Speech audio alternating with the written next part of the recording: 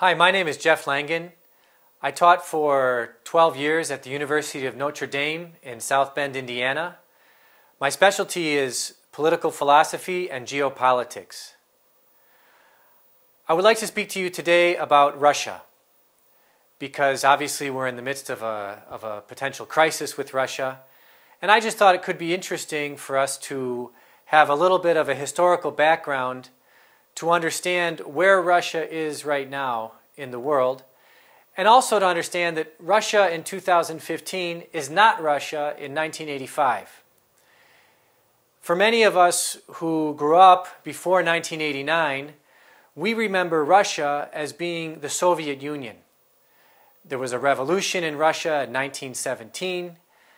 The fruit of this revolution was the establishment of the Soviet Union, perhaps the first, or certainly the most powerful and the most important communist regime in the history of the world.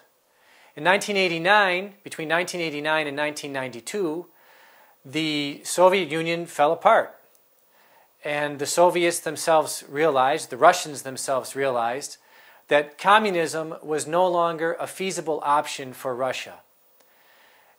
In the early 1990s, Boris Yeltsin took the helm of the newly minted, you might say, Russia. And he ran Russia from the early 1990s until 1999. During the years in which he ran Russia, chaos tended to grow.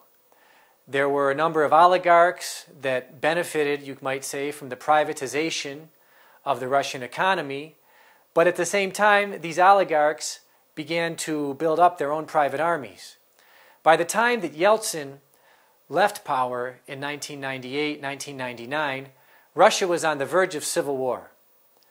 The KGB, now the FSB, was deeply concerned that Russia was going to become a chaotic country and it was going to fall into anarchy. In many cities in Russia, there were between 5 and 6 gangs competing with each other for maintaining order in the city, for the different kinds of criminal activities that gangs get involved in, and also for controlling the economy of the various cities in Russia. These gangs oftentimes worked for various oligarchs. The FSB decided that Yeltsin had to go. And in their place, in Yeltsin's place, they wanted to put somebody that was more strongly Russian, that was more strongly pro-traditional Russian values. From what I can gather, Vladimir Putin, was actually a compromise candidate. Putin tried to promise the FSB that at the same time that he could remain open to Western Europe, he could defend and preserve traditional Russian values.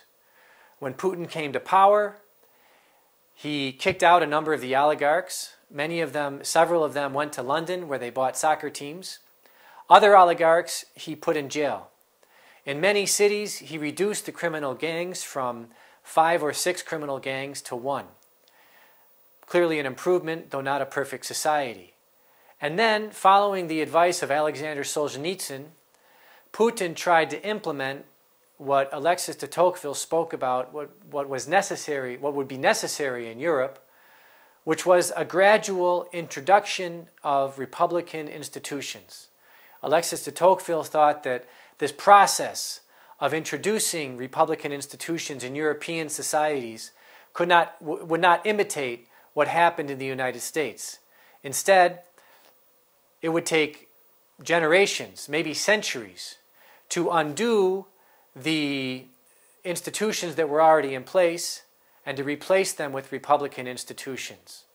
From the year 2000 until now, Vladimir Putin has been attempting to strengthen ties with Western Europe while gaining control of Russia's natural resources, in the hopes that Russia over time could lay the foundation for developing republican institutions, not unlike the way Alexis de Tocqueville thought European countries should do so. Thank you.